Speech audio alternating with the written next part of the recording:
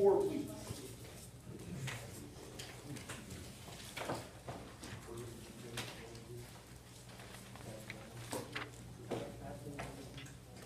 I'm going to give you 3 sample starter questions. These will build your questioning repertoire. And almost all of the questions that we're going to ask are going to flow from this. So we're going to practice this in just a moment. So here's some help to get you started. You're going to start with one of the W questions. Who, what, when, where, why, how. You can write those down. Who, when, how is a good one here. Why is not so great, but you can use it sometimes. What do you use it for would be another one, that you could throw in here. So those sorts of questions will get you started. These will open up the question. What's the difference between an open-ended and a closed-ended question? A closed-ended question typically elicits a one-word response. Do you like it? Yes. What do you like about it? That's the difference between closed and open. So when you start with one of these, you're going to open that question up. You're going to create a much better conversation. Then you're going to just jump into like, love, use, hate.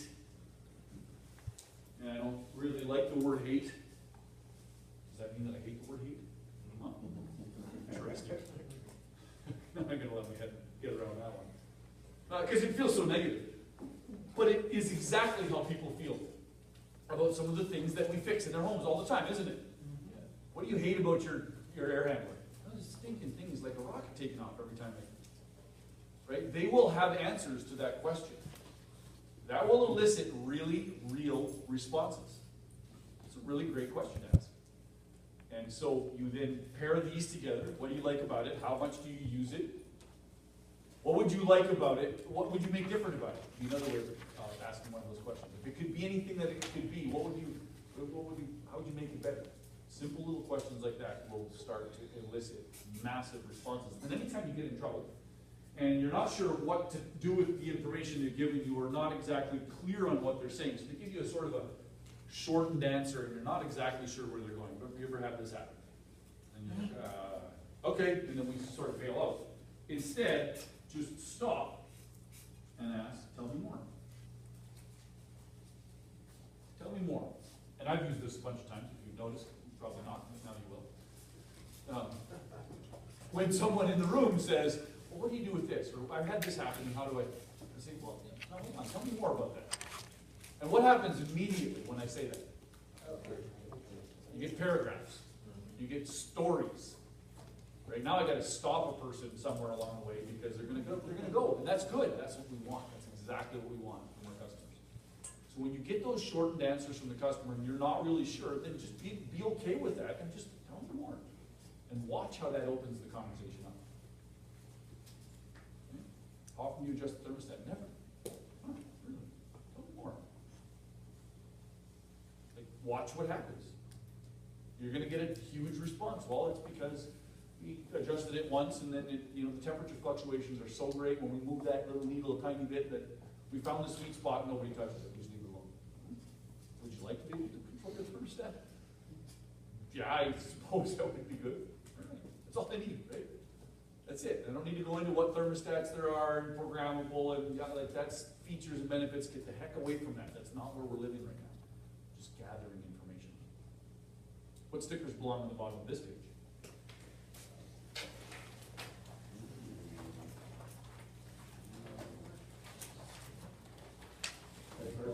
Right person.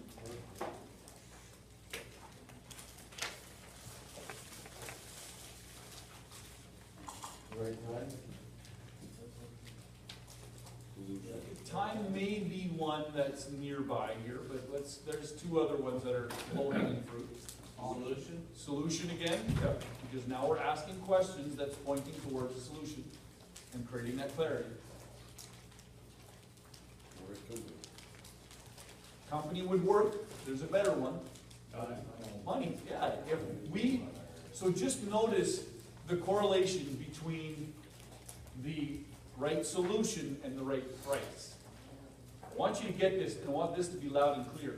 I am convinced that the majority of customers that don't buy from us if the, when their objections aren't because, we're carrying a price objection to them, their real objection is that they don't understand it. They're not clear. They're not clear, they need more time, they gotta think about it, you're selling them headlight fluid and carburetor valve, they don't know if they need it. And that's fair, it's completely fair for them to do that. So clarity of the solution equals it's worth the price. When I get what I'm buying and why I'm buying it, now I can make a real decision and say, yes, that's worth that. If I don't know what it is, I can't tell you if it's worth it or not, I need more information. And I'm gonna buy time, and I'm gonna go find more information. So those are the three that are there.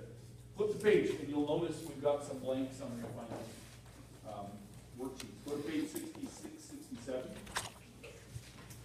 These are your blank summary of findings worksheets, and we're going to use these in a moment as we do a practice with our learning partners. And I want you to highlight or underline the terms and conditions and the signature line. And notice that none of those things exist on those pages for a very specific reason. This is a blank piece of paper. It's what a consultant would use. And that's the hat that we've got on. So, remembering back to our agenda, we're going to look at the situation and ask questions. I'm going to do a thorough evaluation of your entire system and question. Notice something that needs your attention. And I draw your attention. Sure. Okay. Now, as I'm doing that and asking questions, I'm simply recording their words.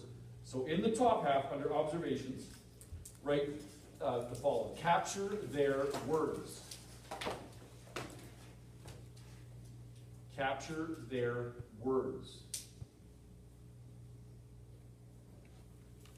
And it's T-H-E-I-R. Okay, T for blank. T-E-R-E. That works.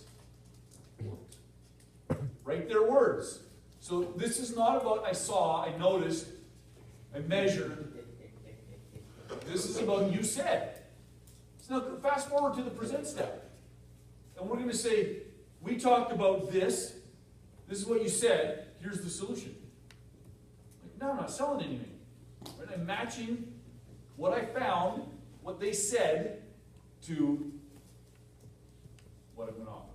Takes the selling right out of the equation. Okay? All right, so here's what's going to happen. In a moment, we're going to practice. We're going to practice box number 1. We're going to practice looking at the situation and asking questions. That's it. Okay, just this box. Going back to our agenda, remember we said we're going to look at the situation, ask questions. This, of course, is step 1 in the Explore generic roadmap. So if you want to flip back a couple of pages to that, that's this. Okay, we're just practicing number 1 right now. That's it. Forget about the rest of it. I just want to practice number 1. So in a moment, you're going to get up with your learning partner and you're going to begin to ask them questions. You're going to be standing at the garbage disposal and you're going to begin asking them questions there at the garbage disposal. Now, I want you to notice this. I just need a blank sheet of paper. I want you to notice this.